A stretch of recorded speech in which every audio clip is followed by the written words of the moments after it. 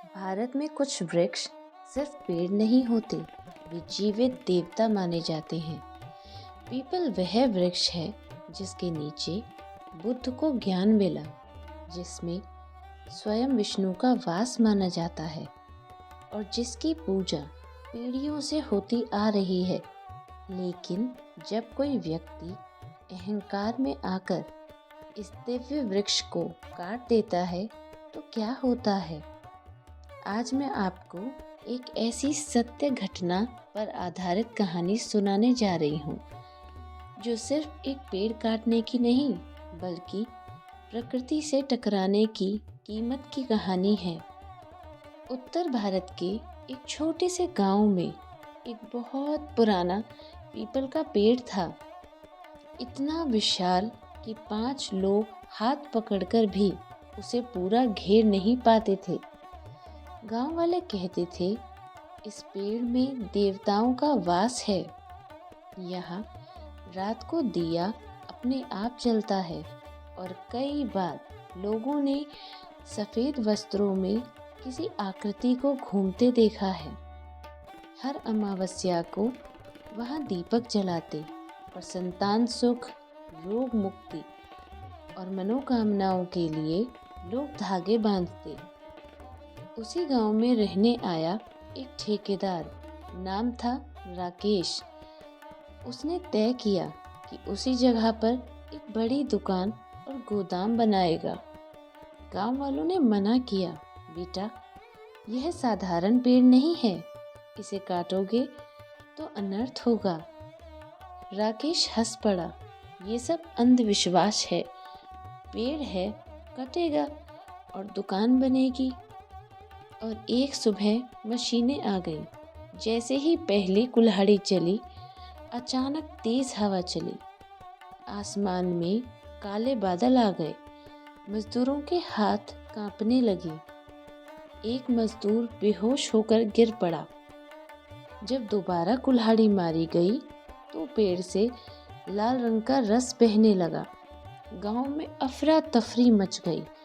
फिर भी 3 घंटे बाद पीपल जमीन पर गिर चुका था और उसी क्षण राकेश की मशीन खराब हो गई। मोबाइल फट गया और उसकी नाक से खून बहने लगा। उस रात राकेश को भयानक सपने आने लगे। सपने में एक वृद्ध पुरुष कहता, तूने मेरे शरीर को काटा है, अब तुझे अपने कर्मों का फल मिलेगा।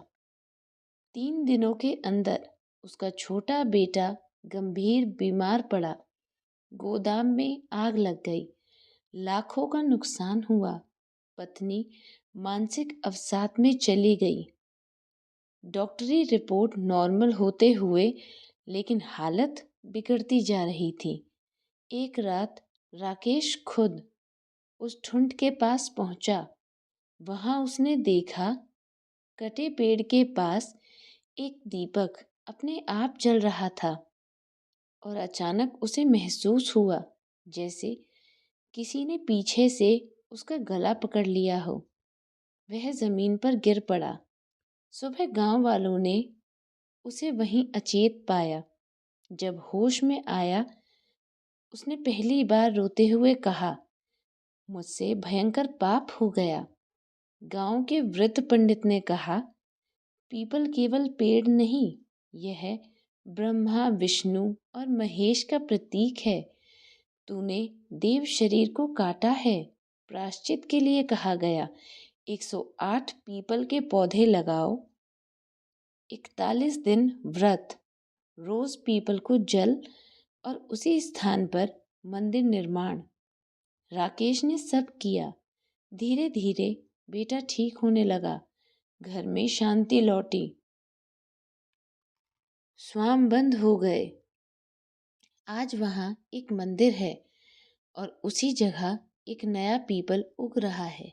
गांव वाले कहते हैं, वह देवता नष्ट नहीं हुआ, केवल रूप बदल गया। दोस्तों, यह कहानी डराने के लिए नहीं, जगाने के लिए है। शास्त्र कहते हैं, वृक्षो रक्षति रक्षते, जो पेड़ की रक्षा करता है पेड़ उसकी रक्षा करते हैं।